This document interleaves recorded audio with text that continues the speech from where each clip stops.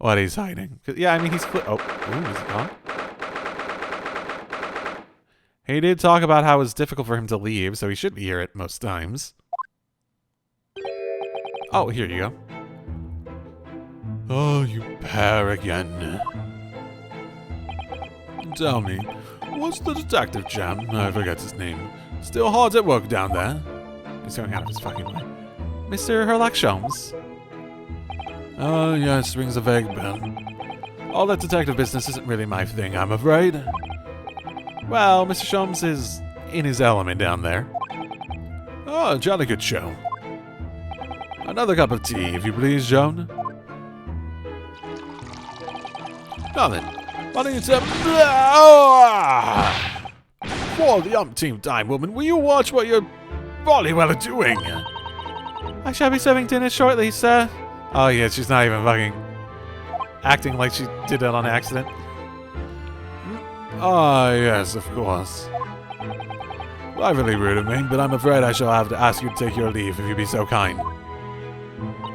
Oh, yes, of course. We are deeply grateful for all your assistance. Not at all, not at all. Don't get much chance to talk with young foreigners like yourselves. It's been a pleasure. Best of luck and all that. Perhaps you could see yourselves out. Seems like a little rude at the end there. According to Mr. Sholmes, Mr. Garadeb is hiding something. And since no other avenues of investigation seem open to us at the moment, perhaps we should do some digging.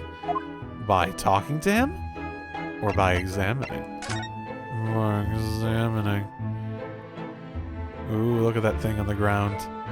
That looks like to have no relevance. Although the shelves seem to be broken. You know what? I just noticed something. I clicked on one thing and I was just like, oh, I'm going to check some things and I'm going to come back when something pops up is relevant. Yes, I am. Yeah.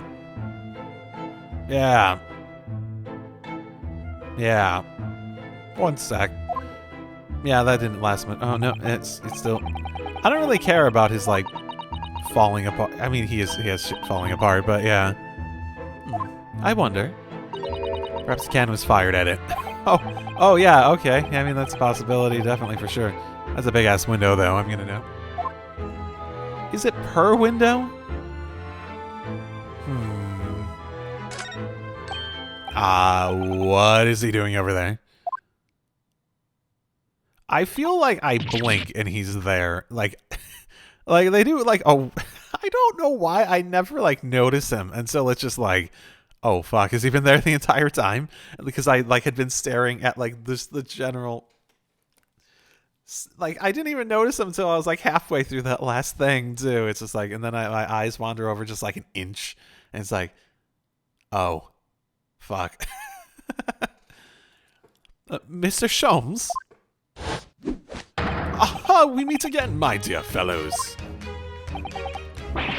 Good gracious, when did you sneak in here? Herlock Sholmes, at your service. Whatever were you doing over by the window? I am given to watching the evening skies and sunsets, madam. Yet sadly, Jeffers, the room downstairs, undoubtedly is. It lacks an aperture for such observation.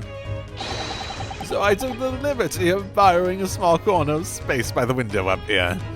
I sort of hate this expression of his. It's so fucking smug. It's so fucking smug. Well, keeping an eye on one's window at dusk is the prudent thing to do in London, I'm gathering. Ah, and one other thing, Mr. Naruhodo. Oh, me? I thought that perhaps you might be in need of certain great detectives. Great minds. Oh, thank you. I'm very happy to have you along. Do you try not to, like, monopolize the entire conversation, though? Let's actually investigate. Wait, he's not talking about... Is he... Fuck, I didn't expect to be going through that again so soon. Do you mean Mr. Sholmes? A great deduction. Are we gonna go do another one where we're dancing about together?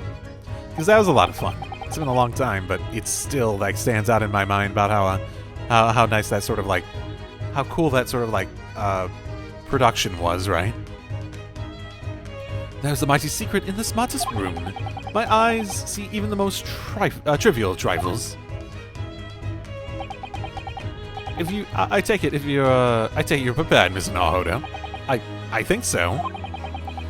There was just time enough for one of my greatly admired great deductions. Let's conclude the matter before dark.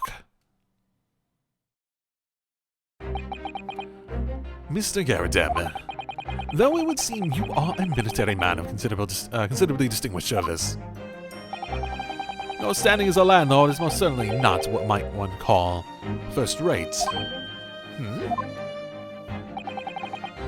I'm afraid, sir, that is all too clear to me. There are two conclusions I have been able to draw by careful observation of your living arrangements. I beg your pardon. The first is that even as we speak, you are concealing the presence of a ferocious beast in your care. Oh, like a what? A cat, maybe? Huh? And the second is that as a result of this beast's violent rampage, you have lost something very dear to you. Mr. Naruto, look! The old man's broken out in a cold sweat again. Unbelievably, it seems Mr. Shum's conclusions are both spot on. How could you possibly? How could I possibly know, you mean to inquire? The answer couldn't be simpler, sir. For in the dense jungle of logic and reasoning, I am the king of beasts. And I know only too well that wild beasts are not easily tamed.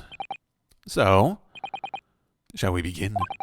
Once again, Herlock Sholmes is proud to present his Logic and Reasoning Spectacular. He is definitely a showman. The game is afoot.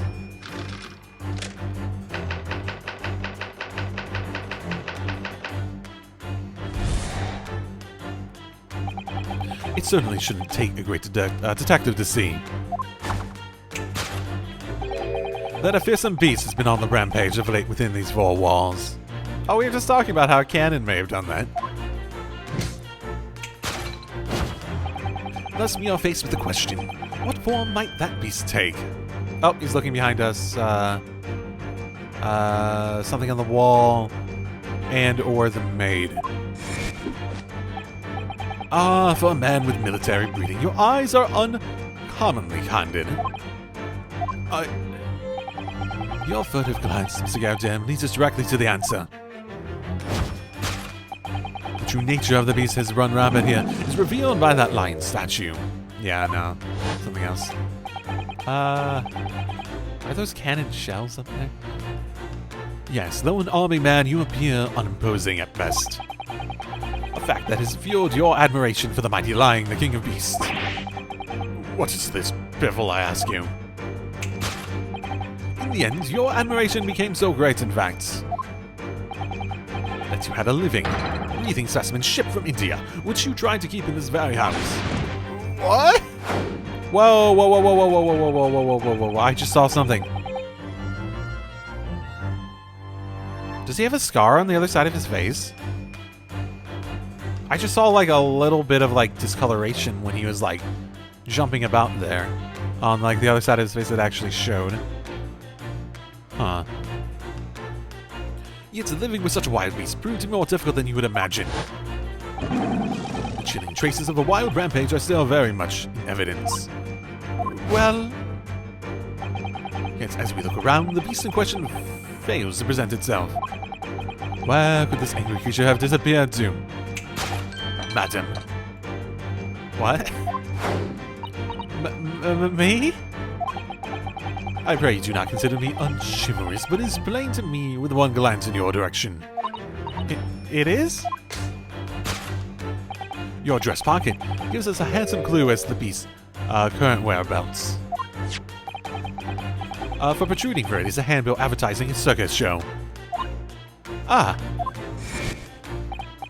Yes, you sought to dispose of this terrifying lion, Mr. Garadem. At Banty Circus, a traveling show currently sojourning in a nearby park. I've observed the tents. You sold the salvaged lions to the circus troupe. I most certainly did not. I believe I've made my points. The fearsome beast which ran amok in this room was an Indian lion. And a simple visit to the circus now will reveal the lions prancing jubilantly through a ring of fire.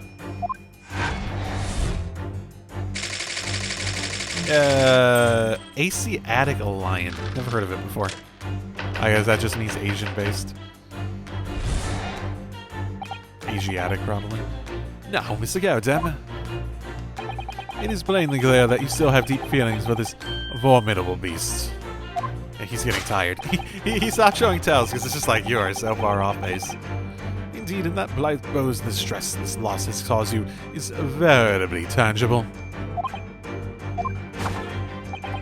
Your head weighs heavy on your shoulders. The pain you feel is revealed by that supporting arm. No, it's probably the face. Like something on the other side of his face. Some scar or something that he was like touching. Amid fits of tear, you let your beloved beast go. The strain of losing something so dear to you is clearly visible in your visage. Oh, I think I can sort of see it now again. Nonsense, man. I simply... But what we must now ask ourselves is the true cause of this pain. She's trying to look away, I think. You need only to follow the direction of your gaze to find the answer. Yes, it is this pile of bills that has given rise to the pain you suffer. Every envelope contains yet another demand for payment. For cartloads of meat, potatoes, wheat, and tea. Indeed, feeding your beloved has a devastating impact on your financial circumstances of your household. And so, you had no choice but to let it go. Yes, well, Now, in the final fits of rage, this ferocious beast carried out one last unimaginable attack. Unimaginable? The aftermath of which can be clearly seen by observing the carpets over there. Oh, okay, yeah, that's actually a good observation. I didn't notice that before. I did see the thing on the ground. So a fire happened? He was probably looking at the fireplace. Huh. A very expensive woolen carpet, if I am not mistaken. Oh, dearie me. What could have caused such a destructive outburst?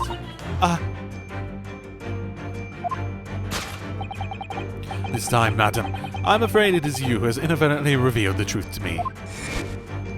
Your wandering eye has settled upon the answer very neatly indeed.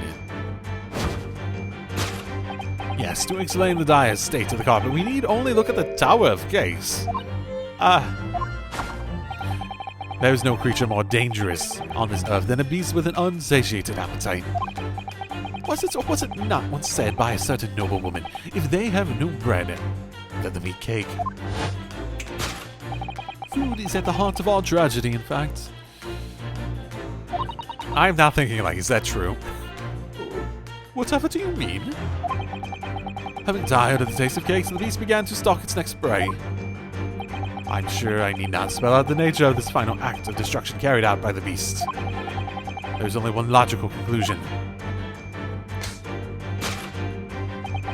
Worked into a frenzy by hunger, the lion attacked and ate the carpet. The teeth marks in the carpet are a perfect match with those of a lion I once saw in India. Carpet gnawed on by the starving lion. You know, even if everything you said was true, haven't they already settled the issue? Like, if they fucking, like, sold the lion off to a circus? Thus concludes Herlock Sholmes' great deduction of the Beasley puzzle. I mean, it looks like... I agree with his... Okay, this is... Yeah. What is the matter with you, Joan? You're pouring scalding hot tea all over me. Oh, I'm sorry, Mr. Garradam. I'm afraid I didn't notice. My deductions are startlingly sharp. It stands to reason that your cup runneth over. indeed. My revelations can make people spill tears at times, too. Oh, Mr. Sholmes. Sorry to butt in, but could I make an observation? Why, certainly, Mr. Hanaharu. What is it again? Come on. Well, your deductions just now. Do you really think a lion could fit inside a room this size? Indeed, it is the only explanation for the facts. The terrifying truth all too often lies beyond the realms of common sense. Oh. But it wouldn't be an idea to consider what lies inside the realms of common sense as well. Am I autoplaying or something? No. It's like being weirdly unresponsive to me, like progressing it. But if an uncaged lion had run amok in this very room, surely Mr. Garradeb and his maid would have been hurt, or worse. Ah, that's where you are stuck. No doubt the former military man held his own against a beast using that large cannon. I thought you said they sold the lion to the circus. And how did he fight with a cannon and not cause more destruction? What about the food? Meat and potatoes are one thing. But I don't believe I've ever heard of a lion that drinks tea. Ah, my dear Miss Suzano, it occurs to me that with some regularity, that irrespective of race and breeding, whenever anyone lands on Great British soil, they are infused with a highly appropriate taste for the afternoon tea. I mean, I technically, I've never tested that. I don't drink tea. That would be a very good test. Like, I don't care for or like tea, but I might end up, you know. What a glorious notion. Yeah, no. Well then, Mr. Naruhodo, it's your turn to shine again. I had a feeling this was coming. Slight massage. That's all Mr. Shome's seductions need. You can do it. Excellent. I've been waiting for my trusty partner in deduction to step forward, Mr. Naruhodo. Okay, well, he has expectations for me now. We don't even know yet whether or not this is going to help with Mr. Natsumi's case. Still, uncovering the truth is always worthwhile, whatever the motivation. At least, that's what I want to believe. Let us start again. From the beginning. Of Herlock Sholmes, Logic and Reasoning Spectacular. Course correction. Hold it, Mr. Sholmes!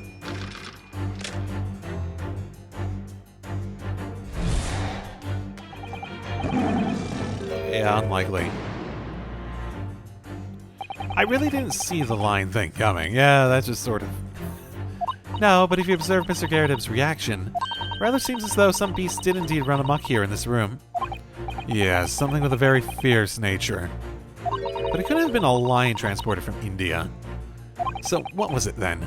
I must follow Mr. Garradeb's gaze, lead us to the true answer. If we consider the char mark from before... Okay, not the fire, because it's not giving us that much room. Mortar shells. Was it really fucking the cannon? I was thinking the fire. That made, like, way more sense to me. Take that! There was no other option. The true identity of the beast in this, that tore this room apart in these shells. With their butter, wouldn't melt accomplice, the cannon. But war is good for nothing. It only, brings only destruction. Something we must all strive to understand. That deduction was wanting in every way. So was that wrong? Yes, I was wanting you to hear it. I'm quite proud of it. I find myself wanting to never have to hear have heard it. I'm quite pained by it, in fact. Oh, sorry. Try. Okay, so it was wrong? Okay, I didn't think it was that.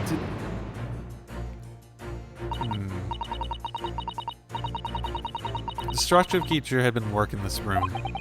Like, do I need to, like, turn it until it lets me pick the fire? Oh, I didn't even see that back here. Okay. What's in the photograph frame?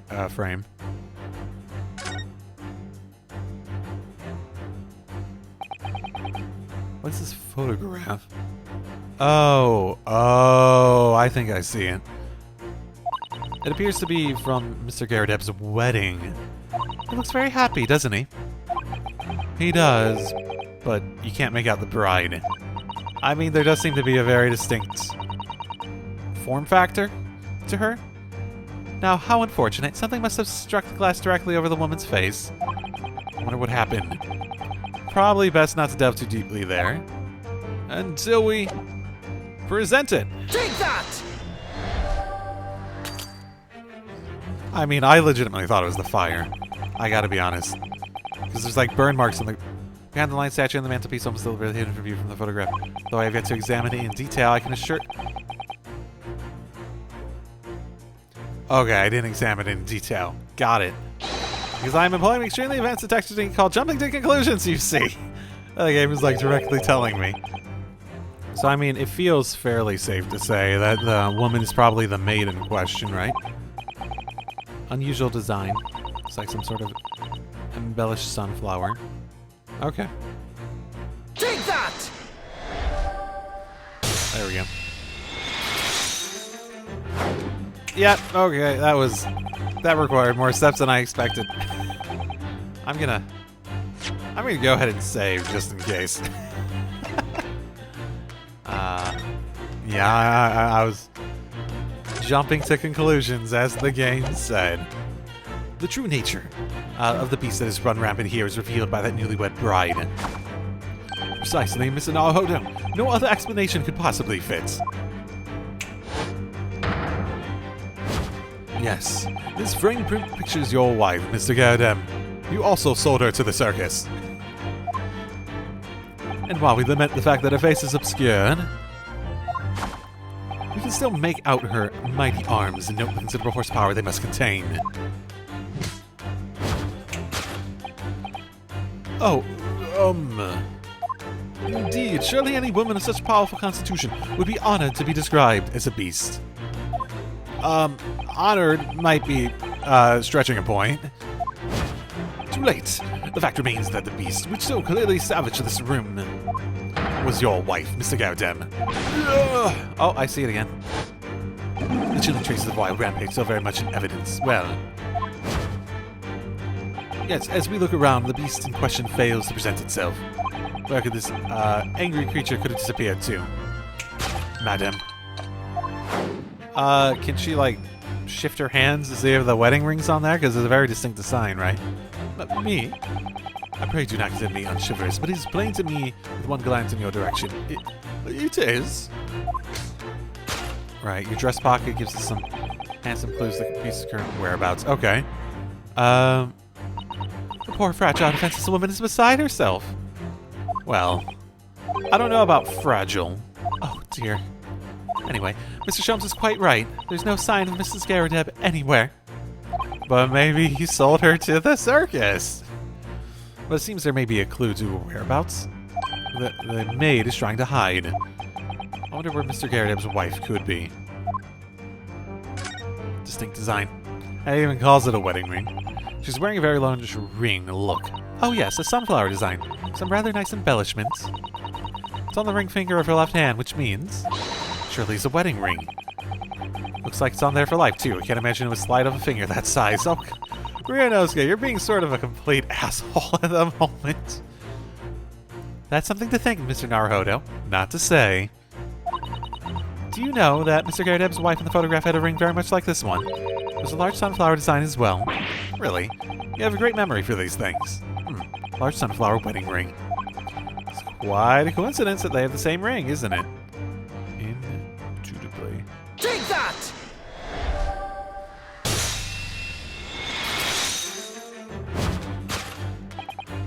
Your wedding ring gives us a handsome clue as to the beast's current whereabouts. Ah. Indeed it does. The flowery band gleaming on your finger gives you away. For it is identical to the one shown on the hand of Mr. Garrideb's bride in the photographic print. In other words, you are no ordinary household maid. No.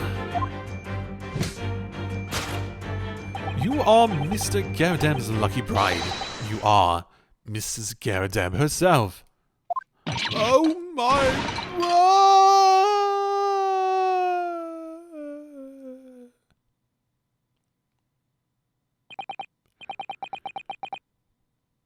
Well, you are jolly fine detecting, sir. As you rightly surmised, this is the wife, yes. My Joan. Rather let herself go, you might say, but she was a bollycocker. It would appear that you don't live in the most comfortable of circumstances. After all, you are a retired army man, yet you are in the business of renting out rooms. I would assume, therefore, you have insufficient means to employ a maid. Would that be correct? It's not right, I tell you. I was 2nd Lieutenant of the 3rd Regiment. A man has his pride, don't you know? So you force your wife to play maid? I mean, you're getting more into fucking fetish territory at that point. By golly, it's a sorry thing when a champ can't even afford to have a single maid in his employ. Yes, here in London one is rather judged. A household cannot be considered worthy of society if it employs no staff at all. Though, in my considered opinion, such concerns about appearances are folly. You mean Mr. Garadeb has his wife work as his maid? Precisely. Am I right, Mr. Garadeb?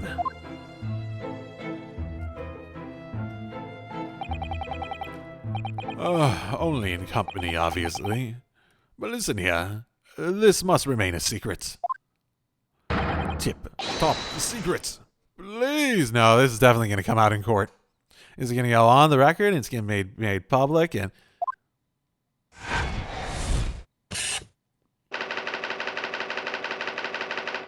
Also, how's the raging wife of Mr. Garadeb gonna go for this next part? Now, Mr. Garadeb. It is plainly clear that you still have deep feelings for this formidable beast. Yeah, shocking, right? Indeed, in that light pose, the distress that its loss has caused you is veritably tangible.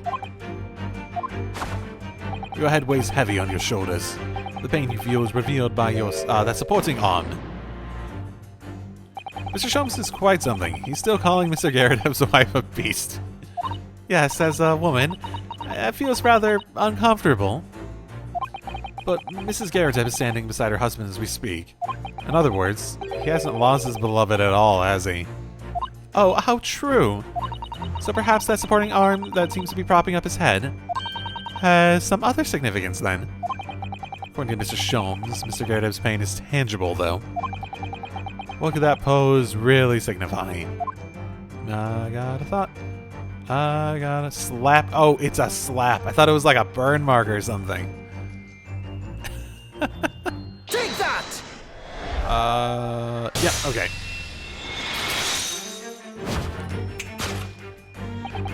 Your head weighs heavy on your shoulders. The pain you feel being revealed by that slap cheek. And of course, the deliverer of the impressive mark on your cheek that refuses to fade. Was you, Madame Joan Garadeb? Oh, well, yes. You have been desperate to hide the slap mark on your cheek, sir. Ugh.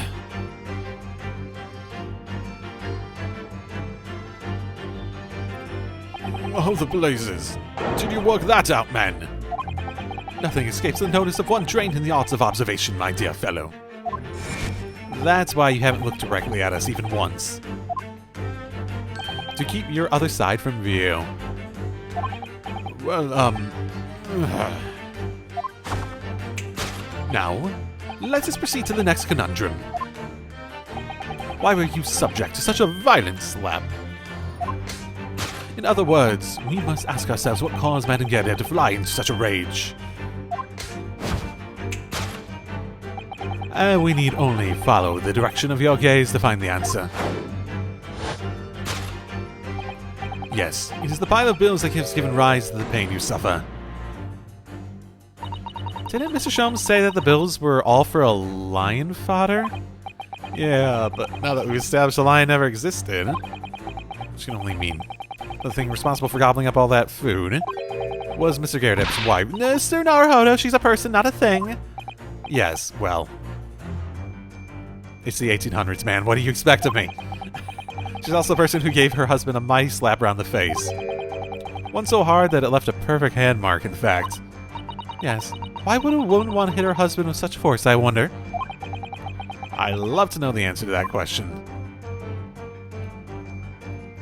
Bookmark. Oh, is this the Rand's magazine thing? Is there anything else? Oh, the bookmark has like a check, doesn't it? And with a low, I see it. Ah, someone must be reading this book at the moment. There's a bookmark here, look. Mr. Garrett is clearly an avid reader. Oh, wait a minute. I don't think this is a bookmark. Well, it sort of looked like a check in terms of form, but no, it doesn't have to be a check. It's just like a love note. Oh, no, it isn't. It's not a note. It's a note written in a woman's hand. Oh, James, I love you. Yours, Mary. Okay. Do we know the name of the... And look next to the signature here. Clip marks made with lipstick. Oh, what a passionate and romantic gesture from someone that isn't his wife. Don't get any ideas, Sazada-san. Oh dear, I'm sorry. So this bookmark is actually a love note then. Interesting. Also very much adds up. Take that!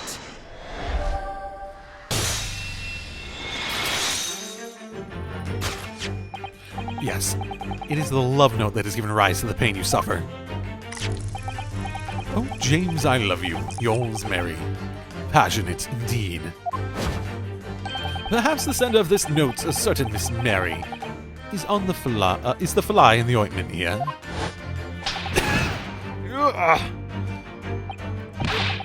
But I don't know this Valley woman. You don't know her? That note was written to me. That note wasn't written to me. It was just in the book. I don't know how it got there. It was just in there, you say. That's right, that's what I've been...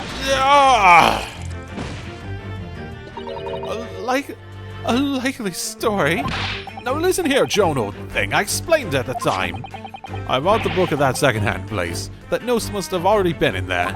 So, the previous owner of the book was using the note as a bookmark, you mean? That's right, that's what I've been... A likely story? For heaven's sake, woman, look at the name. It's written to James. My name, in case you had forgotten, is John. Actually, isn't James and John? A likely story. Are you questioning my name now? And there we have it. Arouse the suspicions of the female heart, and you unleash a beast with the most ferocious bite. Ugh. Now, in a final fit of rage, the ferocious beast carried out one last unimaginable attack. Unimaginable? The aftermath of which can be clearly seen by observing the carpet over there. A very expensive wooden carpet, if I am not mistaken. Oh, dearie me. What could have caused such a destructive outburst? This time, madam, I'm afraid it is you who have inadvertently revealed the truth to me. Your wandering eyes settle upon the answer very neatly indeed. Yes, to explain the dire state of this carpet, we need only look at the Tower of Case. I mean... But I think, yeah, it's actually the circus thing this time, maybe. But surely Mrs. Garadeb didn't eat the carpet? We can't roll that out, Sazada. We can't roll that out. You might be right about that point. No, of course not. But there doesn't seem to be any doubt that the state of disarray in this room is in result of her wild temper. No, that's probably true. So, this is the last part of Mr. Shum's seduction that we need to fix. We need only to follow Mr. Garadeb's gaze, and that will Tell us the real answer. Alright, let's see what we can see. Yes. Okay, so the obvious thing. All that stuff doesn't trigger anything. Candles. Okay, yeah, that's probably it. Oh, yeah, one of them's missing. This looks like a very old candlestick, doesn't it? The base looks too small. Surely it's very, very unstable. To me, it looks like even the sliced knot could make it topple over. Oh dear, that would be dangerous. Wait, take a closer look at this. There's only one candle missing. Oh, I didn't notice that before. Why is that, I wonder? Why is one candle of the 3 missing from this holder? Because... fire! Take that!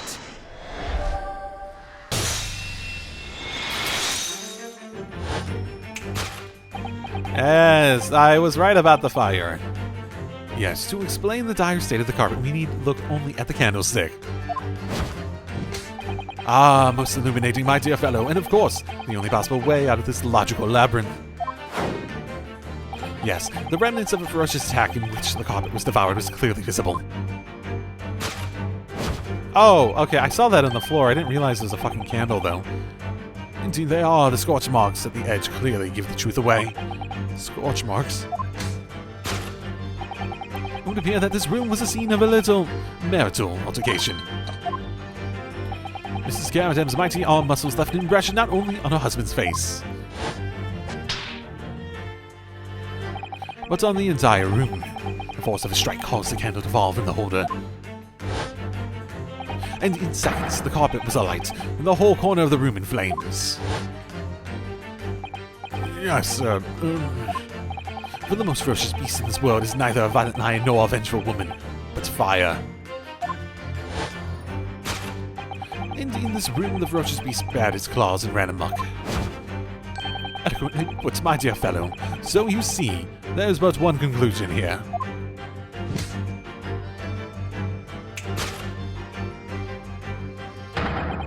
After the sparks of marital discord flew, this room was the scene of a fire.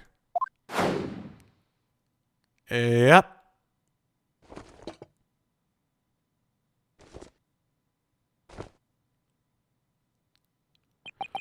Mr. Sholmes. I salute you! Uh-oh. Oh, what a superhero catch. Carpet scorched by a small fire. Yeah, he was acting like he wasn't a fan, but he almost definitely is. Also, I got none of the fucking... he saluted Mr. Sholmes and not me at all.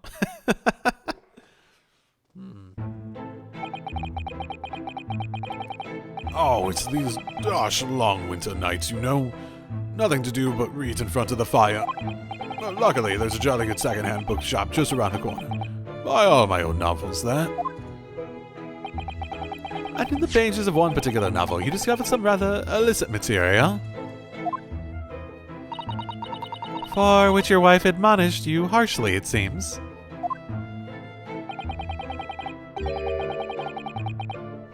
Sorry, I was just thinking like who the witnesses were. It was a police officer and his wife, right? Not a soldier and his wife, so it wouldn't be these two. Don't know about admonish. Demolish might be rather close to the mark, though.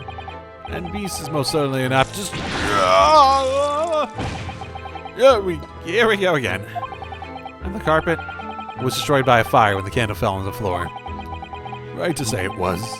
Happened in the blink of an eye, you know. The whole place filled with smoke. Couldn't see a bally thing. I was caught between the old stick's rage and the raging flames. You paint a torrid picture, sir. One that would have been most entertaining. That's sympathy for you. Didn't take long for the fire to spread, of course. Bally furniture started going up as well. I've had to hide the mess behind the screen for some time being. For some time. Yeah. Over there, Mr. Garrett. Well, you have nothing more to hide now, if you allow me.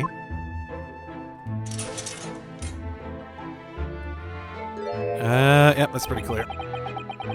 That's all my favorite novels in that case, too. As soon as the fire got hold of them, that was it. Whoosh, up in smoke. Gosh. Then the wife started hurling things at me. What a terrible sight it must have been. And there I was, backed up against the window under heavy enemy fire, incendiary books incoming 10 to the dozen. Wait, she was hurling the flaming books at you? That's actually sort of that is actually very entertaining. Worst of it is, I lost my favorite. A book called The Lion's Bride. The Lion's Bride, ah yes. Your notorious love for big cats is coming through again. I assure you, the title doesn't influence my choice in the slightest.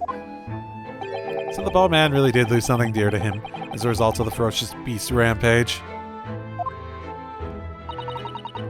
Mr. Shump's deductions turned out to be correct once again.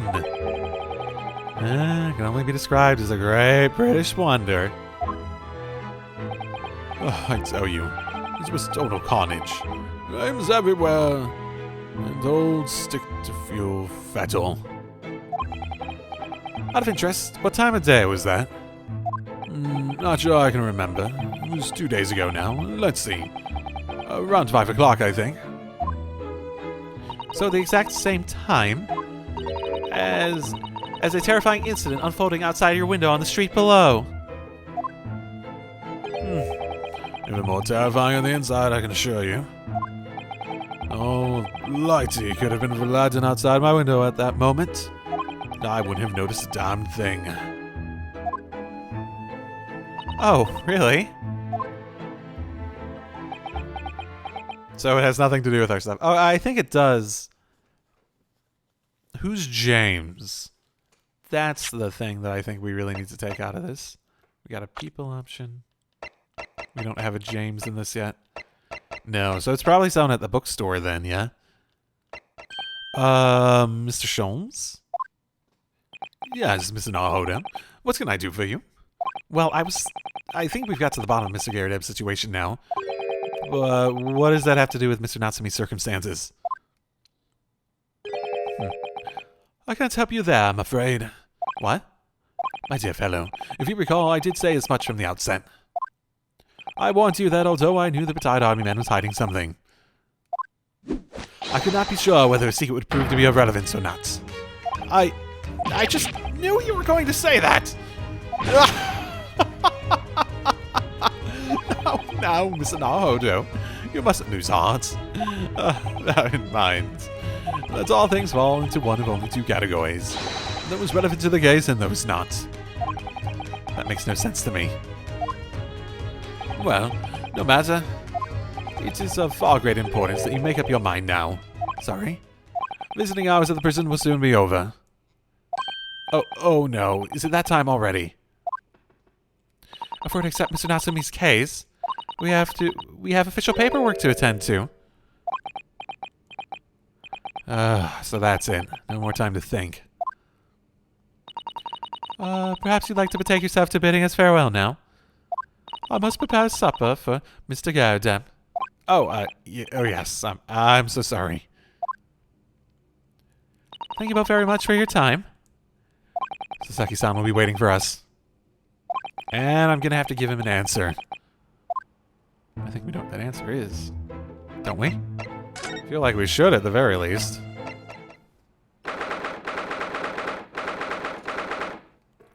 Huh? Sorry, Mr. Naruto. We must hurry back to the prison. I was like, didn't I go to the prison? Yes, I know. Let's hail a kit. Oh. What's the matter? Looks like something's going on over there in front of the Garredeb's house.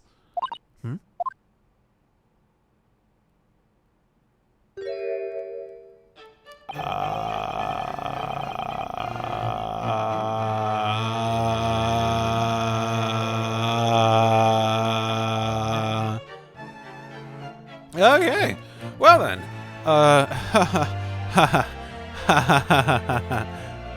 Hi guys, this is going very well, isn't it? I know thee not, old man. Fall to thy prayers. Oh, you're calling old man, you rum-looking niminy-piminy. What the hell? There are more things in heaven and earth, Horatio, than there are dreamt of in your philosophy. Who's this Horatio fellow, eh? What are you on about? Excuse me. What the? Who are you now? I'm sorry, it just looks as though there might be some problem here. My associate here, Mr. Lioness Conundrum, is a lawyer, you see. A lawyer? What? If I can be of any assistance, I'd be happy to help. I'm from Japan, but I've studied English law. Fine. I'll be on my way for today. But you mark my words. This ain't over yet. Get thee to a nunnery. Do I look like a bloomin' nun to ya? I fucking bloomin'. What the fuck? I do hope you're not injured. Oh, fair Eastern maiden, thou art so gentle. Thank you. What was that all about? There are more things in heaven and earth, Horatio, than there are dreamt of in your philosophy. I'm not Horatio either. Forgive the inquiry, sir, but are you a lodger here? In the Gyarados residence? Oh, fair Eastern maiden, thou art so right. I do dwell in this humble abode. Oh, I sure fucking hope this is the policeman. Mr. Gyarados mentioned that he had another lodger, didn't he? This must be the man. Do you happen to know the other lodger who lives on the first floor? Ah, yes, a gentleman named Natsume. Oh, more worthy a polemist in my battle of words never could there be. Okay, and another question, something else we didn't resolve is why did the Gyarados know so much about Natsume and the others' schedules? Sorry, battle, did you say? Who is the stronger, Hamlet or Macbeth? Mr. Natsume and I swore long into the night. I see. Okay, so they talk about literature. I don't fully understand, but it seems Mr. Natsume and this gentleman are acquaintances, at least. Oh, so fair maiden, and so good gentleman.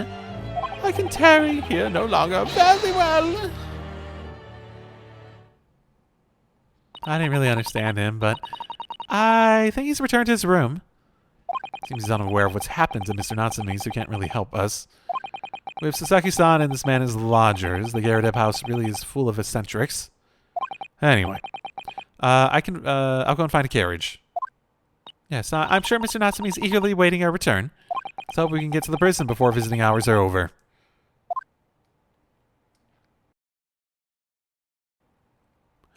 Oh, what voice did I give this guy?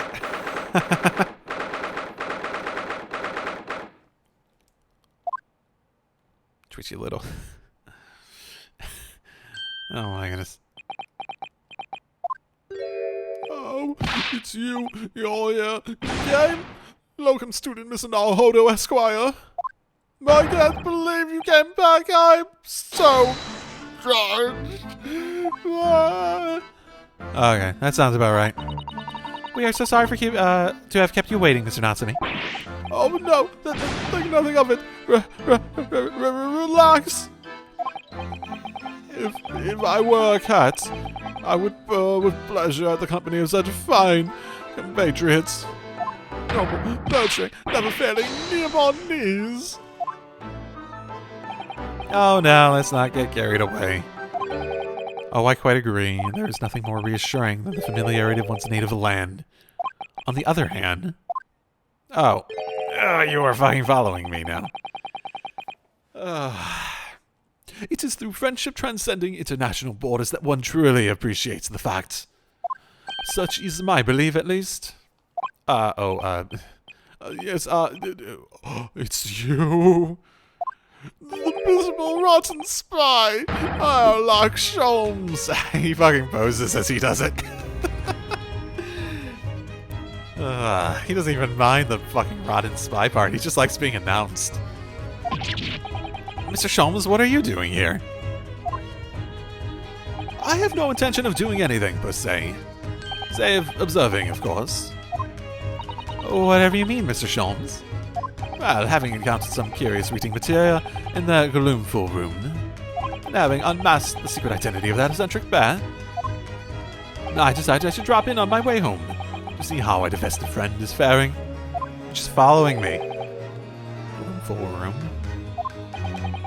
At least your accommodation here offers a window, my dear fellow. In that sense, it is a superior option.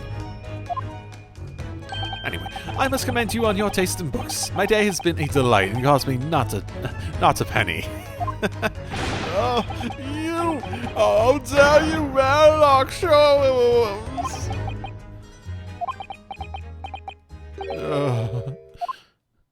I've had it. I'm through. I'm at the end of my rope. I should never have come to Great Britain. It was a terrible mistake. Haunted by spirits in those accursed lodgings. No doubt my luck will be cursed in tomorrow's trial as well. My whole life be damned! What are you thinking, Mr. Naruhodo? He mentioned that once before, didn't he? That his lodgings were cursed, I mean. And there is much truth in Mr. Mustache's words. What?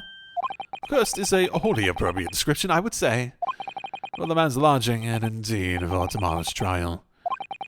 What's that supposed to mean? Interesting. Oh, we could present him stuff, too. We found this receipt in your room, Mr. Natsume. Oh, that's right. I went out to buy some new old books. Isn't that a contradiction in terms? And it was on your way back to the room that you saw the woman being stabbed? She's dead, I thought to myself. She's dead! My mind went completely blank. Before I knew it, I was back in my room, trembling like a leaf. The bookworm hoping to worm his way out of a bad situation.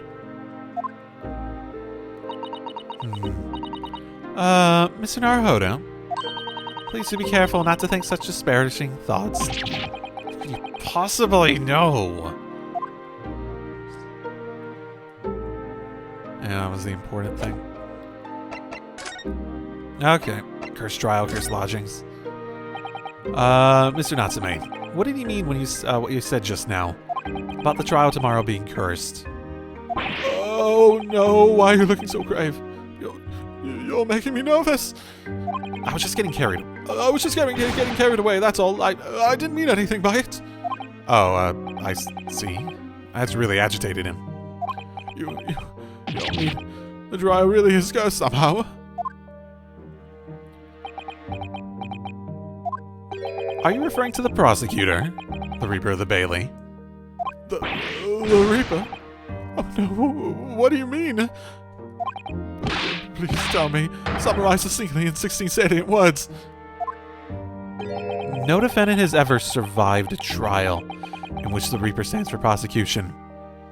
Ever. Actually, 1, 2, 3, 4, 5, 6, 7, 8, 9, 10, 11, 12, 13, 14, 15, 16. It's almost like they backtracked from the amount of words to the, to have him select the amount of words for what he asked. Oh my goodness! Can it really be true? Is that 16 words exactly?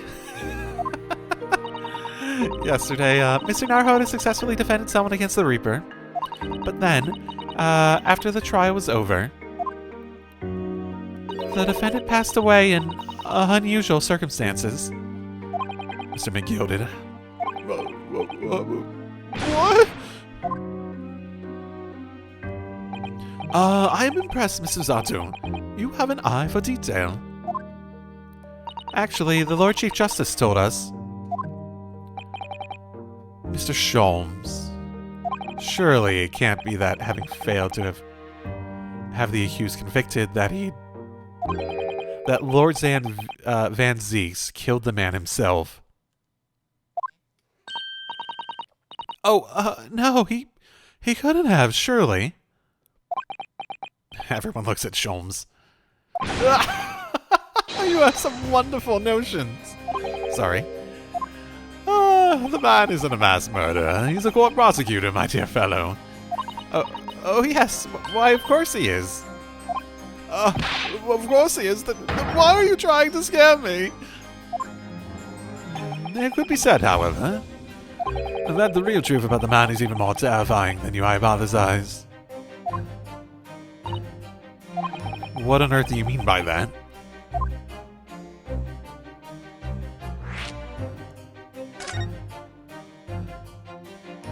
Van Ziggs is quite an exceptional man. However, in London courts of law, exceptional does not equate to winning every case without exception. That's good? So this does actually looks like he's about to cry tears of joy. As you are no doubt aware, in a British criminal trial, there is both a judge and a jury. The judge officiates based on the letter of the law, whilst the jury offers public opinion and common sense. It is an excellent system whereby the defendant's guilt is considered from several points of view. However, public opinion in particular is somewhat easily manipulated. Right. Criminals, and corrupt lawyers for that matter, can use it to their advantage. And by any means at their disposal, contriving evidence, calling imposters as witnesses, and so on. By such underhanded means, those who would want to are able to sway the jury. Which means that even in the light of irrefutable evidence, the prosecution can fail. But it means the wrong verdict can be passed. And sadly, from time to time, my dear madam, it is simply the reality of the situation. That's alright. Well, few things in life are really so clear-cut, right? Like, we don't even know if Mr. McGill had actually fucking killed the guy. He legitimately could have just set up, like...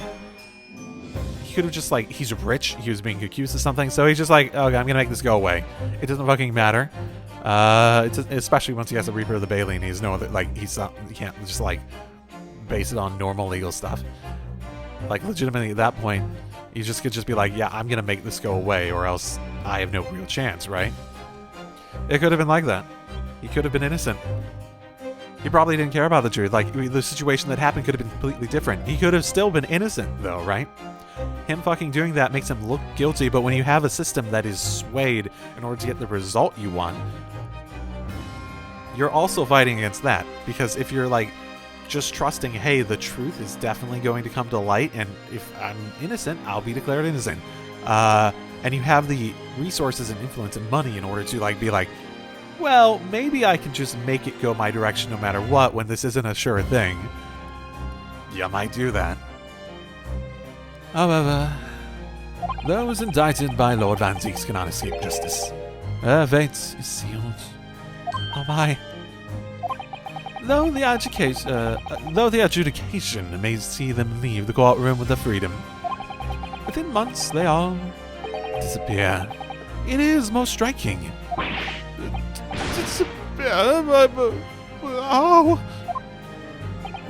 By all manner of misfortunes, sir. Perhaps they are trampled under a passing carriage. Perhaps they fall into flames and drown.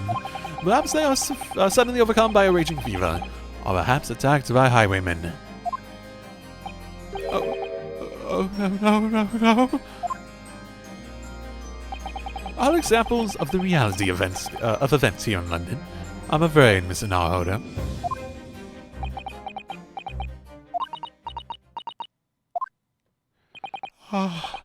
I knew it. I'm dead. Done for, doomed!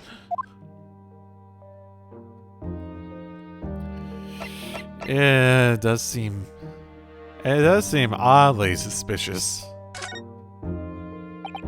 When you said, I wonder how much, like, could more of it be rumors than it is fact, though? Like, maybe, like, one person died, then another sort of went, like, just off the grid, and people assume they died, and rumors spread, and... When you say accursed lodging before, is you referring to your room at Mr. Garradeb's house, I assume? Do you mean to say that you believe the place is cursed? It's been a year now since I came to Great Britain. I'd only been in London a week before I started to notice strange feelings in myself. That didn't take long then. Everywhere I looked, there were foreign faces staring at me, laughing behind my back. I was sure people were talking about me. I started to become nervous about going outside. They were always staring at me all the time from dawn to dusk. So I shut myself away in my room But even that didn't help. The fear wouldn't go away. That's some heavy anxiety. It must have been very lonely, having been away from your homeland for such a long time. Oh, I've had to move a number of times, most recently to a room on Briar Road a week ago now. Yes, why did you choose there? It seems a little inconvenient. The rent is cheap. I have so little money. It appealed to me straight away. Of course, I asked why it was so affordable. The landlord just simpered and said, "The room is cursed." Oh, oops. He quickly tried to cover his mistake, but it was too late. So I told him, "If you have something to say, then say it, but if not, don't mention it in the first place." Yes, well said. But it was true. It was all true. You mean, the room really is cursed then? Ever since I moved into that windowless hellhole. Oh, my sleep has been plagued with nightmares. I awake feeling as though I'm being choked to death. In my waking hours, people are stabbed in front of me as I walk down the streets. I'm branded as a killer, thrown in prison. Nobody wants to know me. I'm surrounded by scary, sinister spirits. Oh. If only there was someone, just one person, on my side. But no one find it in his or her heart to believe in me. Really, no one at all. To believe. Yeah, to believe. Yeah, hell yeah. Are we getting to that, like, sort of core of the law and defense and prosecutors and stuff like that I actually did come to believe because, like, the games convinced me of it in the previous entries. Mr. Sholmes. Ah, me, Mr. Nahoda? Pray, what can I do for you? It's about the case of the SS Beria, if you recall. The Beria... Ah, yes, that case. The one with the snake. Well, yes. At that time, I was a suspect, and you believed in me and listened to my side of the story. And you helped us investigate. I did I? Interesting. What I want to know is, why? Why did you believe me? I see, yes, you mean... because you were a grimly dressed, shady Eastern fellow found with the victim in a locked room. Well, if you like, yes. I'm a little surprised that the answer requires explanation, my dear fellow. It is quite simple, really. You said I didn't do it. But I could have been lying. Surely you must have had your doubts. You must have suspected me a little. I think perhaps you have misunderstood. I neither recall believing in you, nor in that which you were telling me. What?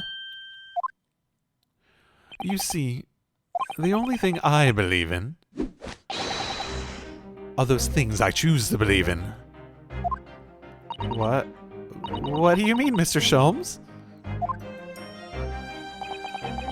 To make up my own mind about what's to be believed and what is not. If I should like to believe in something, I do. The circumstances can hang as far as I am concerned. But I could have betrayed your trust. Well, in that case, I should have made an elementary error of judgment. Nothing more. Betrayal of trust is an overused excuse, in my opinion. Meaning, whether or not one should trust another is, in the final analysis, down to oneself. It is a matter of whether or not one can trust oneself. Yes, he's right. Locum student Mr. Nahoda Esquire. Whether or not I can believe in myself. Do you trust your opinion on the matter? You want to believe in this person. Do you trust your ability to choose who to believe in, right? I think that's a very, very, very fair. A defense lawyer is only as good as his faith in his client. And that comes down to how much faith he has in himself.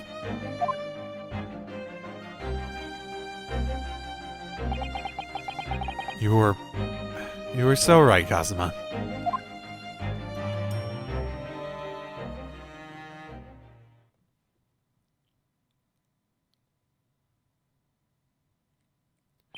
Well, my dear fellows, it is time we were leaving, I believe. Already? Visiting hours are over. The guard will be here shortly to escort us out. There is a restaurant near that serves excellent trout. Would you care to join me? Maybe not him. Oh dear, there's never enough time, is there?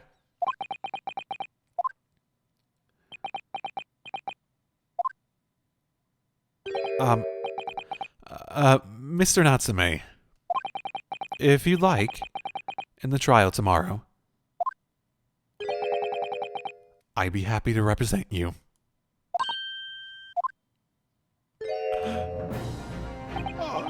Welcome, student Mr. Naruto Esquire. As I said, I only experienced a British court in the courtroom for the first time yesterday. And although the man I was representing was found not guilty, I lost sight of something crucial. Something crucial? What to believe in? The defendant, justice, or the truth? How to believe, even. But I think I finally worked it out. I've decided I must believe in myself above all else, to trust my instincts. Yes, Mr. Naruhodo. And my instincts are telling me that you, Mr. Natsume, are innocent of this crime. And it's imperative that we prove that in court. Welcome, student Mr. Naruhodo Esquire. I will fight for your innocence till the bitter end, with every weapon available to me. So I hope you'll permit me to represent you tomorrow. As I said when we first met, I'd like to entrust my fate to someone who will listen to me in my native tongue. Of course, Mr. Natsume. It would be fair to say, Mr. Naruhodo, that your mind was, in many ways, made up from the outset. You merely needed the events of today to fully realize it. Yes, I think you're right about that. It's been a roundabout journey, but I got there in the end. Yes, that is truly the most nostalgic, beautiful memory of this day. Mrs. Otto, yes? Would you be willing to stand by my side tomorrow and help me in court? Absolutely. As I said in the morning, you may consider me your personal judicial assistant. Yay. The shocking events of yesterday's trial still weigh heavily on my mind. But it's time to stop looking backwards. Kazuma believed in me. And Mr. Sholmes believes in me too now. So, it's time. Time to learn to believe in myself. Sasaki-san has no one. He's all alone. So it's my job to help him, to fight his corner. Tomorrow, in the courtroom, with all the strength I can muster.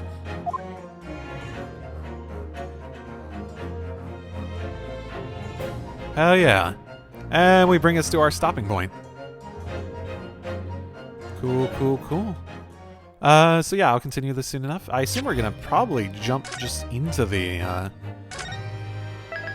probably jump right into the trial. I wonder if we're gonna have a trial and then another investigation day, given the fact that there seems to be a James we haven't heard of, and there seems to be a lack of evidence we have on our side.